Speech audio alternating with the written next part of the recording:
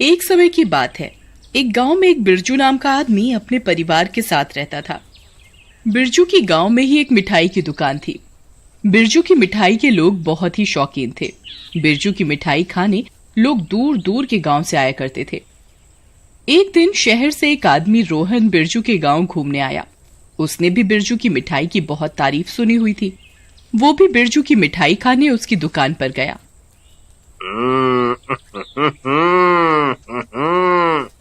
अरे, इसकी मिठाई कितनी अच्छी और ताजी लग रही है।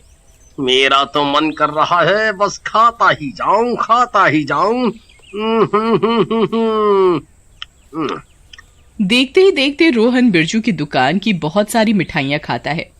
मिठाई खाते खाते रोहन को एक आइडिया आता है।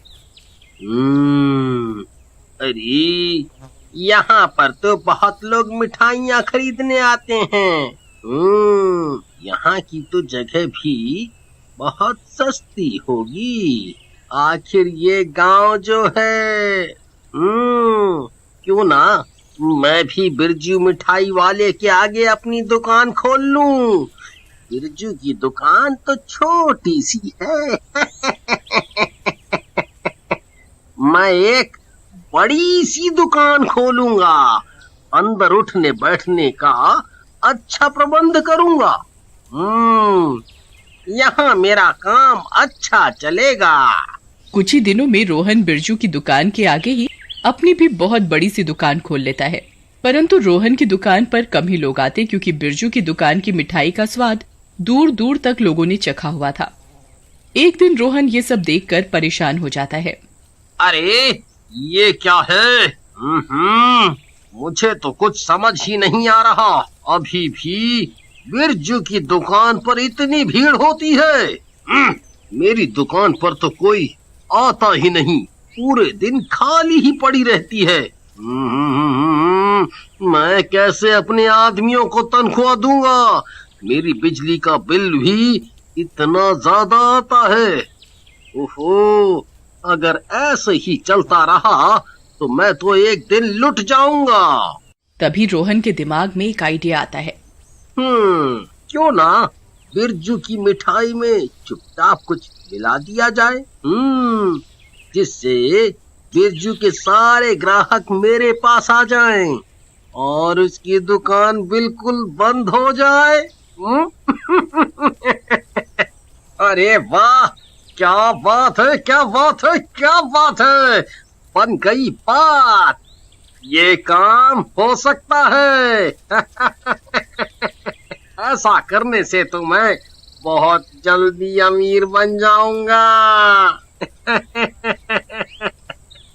अगले दिन रोहन बिरजू के एक लेबर को अपने पास छुप कर आने को कहता है। बिरजू का लेबर रोहन के पास जाता है। बोलो भैया, आपने मुझे बुलाया?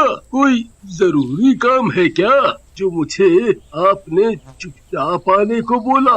हाँ, मुझे तुमसे एक बहुत जरूरी काम है। बोलिए भैया, क्या बात हो गई?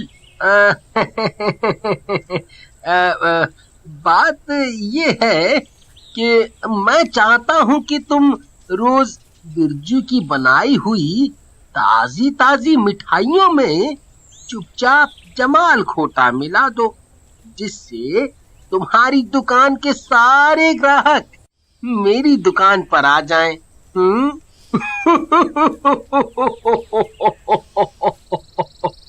पर मैं ऐसा क्यों करूँगा? इससे मुझे क्या फायदा है? ये काम करने के मैं तुम्हें तुम्हारे मन चाहे पैसे दूंगा। बोलो। अरे वाह, क्या बात है। मैं ये काम जरूर करूँगा साहब। बिरजू का लेबर सोनू लालच में आकर रोहन की बात मान लेता है। अगले ही दिन से सोनू बिरजू की मिठाई में छुपकर जमाल गोटा मिलाता है। बिरजू की दुकान पर ग्राहक उसकी मिठाई में शिकायत निकालने लगते हैं। अरे बिरजू भैया, आपकी मिठाई तो इतनी अच्छी होती है, एकदम ताजा। आज क्या हो गया आपको? आपने बासी मिठाई दे दी क्या?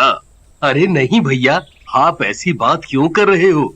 मैं तो रोज ताजी मिठाई बनाता हूँ। बिरजू समझ नहीं पाता कि उसकी मिठाई में क्या दिक्कत आ रही है। वो तो रोज ताजी मिठाई बना रहा है, पर लोगों का उसे खाकर पेट खराब क्यों हो रहा है। देखते ही देखते बिरजू के सारे ग्राहक रोहन की दुकान पर आ गए। एक दिन बिरजू ने देखा तो परेशान होकर अपनी ही दुकान में फांसी लगा ली। तभी से बिरजू की आत्मा गांव में घूमती है। एक दिन बिरजू की आत्मा ने देखा कि बिरजू का लेबर सोनू उसकी दुकान में काम कर रहा था। तभी सोनू रोहन से बात करता है। भैया, मेरी तनख्वाह बढ़ा दो। आपने जो बोला था मैंने वो सब किया। मैंने बिरजू की दुकान तक बंद करवा दी।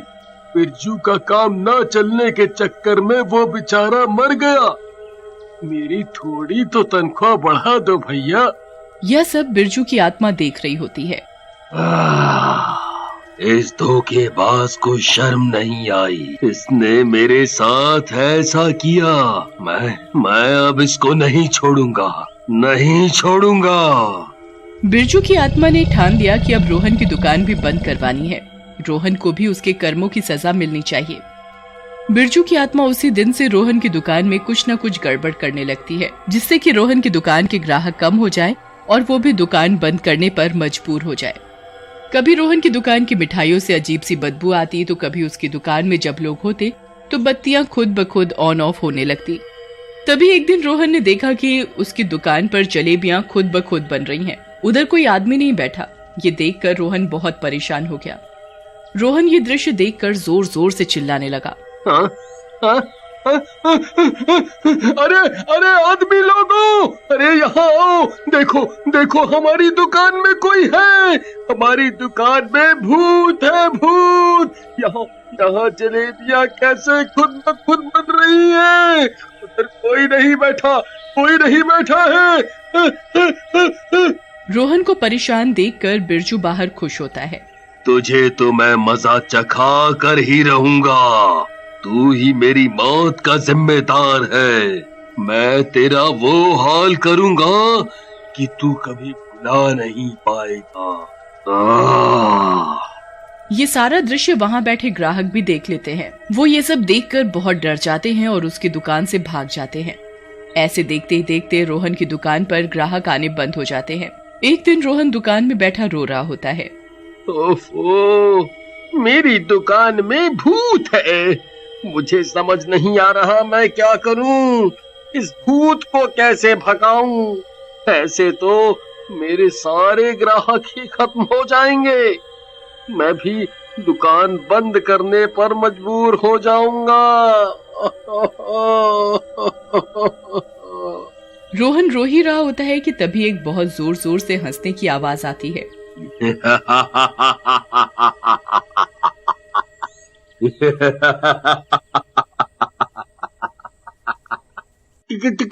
कौन कौन कौन है, कौन है? तभी बिरजू की आत्मा रोहन को दिखाई देती है। रोहन बिरजू को देखकर सकपका जाता है।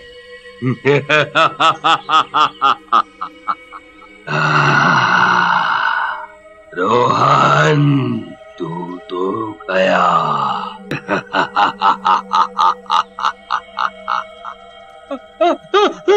अरे अरे अरे बिरजू, बिरजू, मैंने कुछ नहीं किया। मैंने कुछ नहीं किया। तुम्हें कोई गलतफहमी हुई है। मैंने कुछ नहीं किया।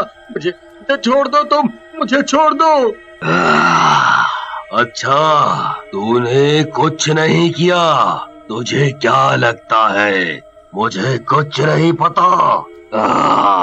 मुझे सब पता है और मैं तेरा वो हाल करूंगा कि तू याद रखेगा।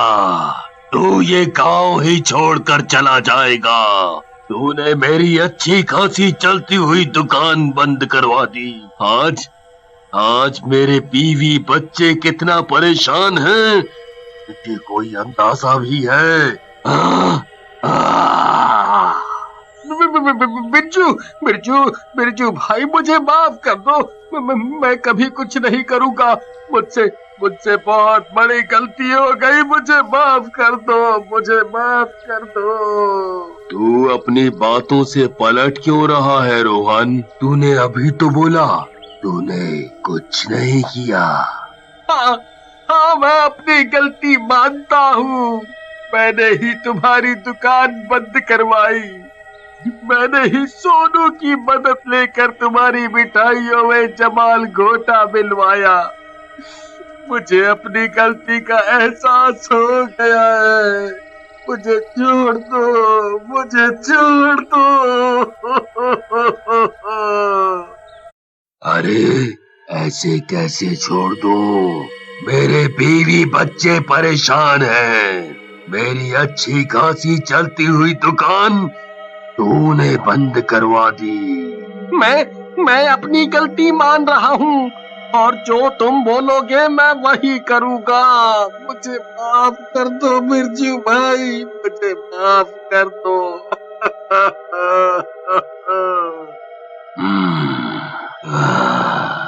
तुम्हें माफी तभी मिलेगी जब तुम मेरी बीवी को 50 लाख रुपया मेरे बेटे चंदन की पढ़ाई के लिए दोगे।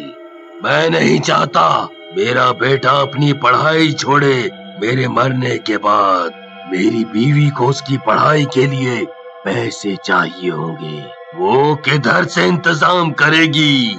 हाँ, साथ ही ये दुकान भी मेरे बेटे के नाम करोगे और ये गांव छोड़कर तुम दूर चले जाओगे। अगर तुमने ऐसा नहीं किया तो मैं तुम्हारा पीछा नहीं छोड़ूंगा। मैं तुम्हें मरने पर मजबूर कर दूंगा। नहीं, मैं तुम्हारी सारी बात मानूंगा। मैं तुम्हारी सारी बात मानूंगा। सारी बात मानूंगा। रोहन अगले ही दिन बिरजू के घर जाता है और बिरजू की बीवी को 50 लाख का चेक पकड़ाता है। साथ ही वो दुकान भी उसके बेटे के नाम कर देता है। अरे ये सब क्यों कर रहे हो आप? जी वो दरअसल आपके पति बिरजू से मैंने कुछ उधार लिया था। मुझे पता लगा अब वो दुनिया में नहीं रहे तो मैं उनका उधार लौटाने आया हूँ। ये सुनकर बिरजू की बीवी बहुत खुश हो जाती है कि अब उसके बेटे चंदन की पढ़ाई आराम से हो सकेगी। कुछ ही दिनों में बिरजू की बीवी रोहन की दुकान को बिरजू स्वीट्स के नाम से फिर से खोलती है और वहाँ खुद बैठने लगती है। बिरजू भी चुपचाप वहाँ रोज आता और अपनी दुकान को चलता देखकर बहुत खुश होता।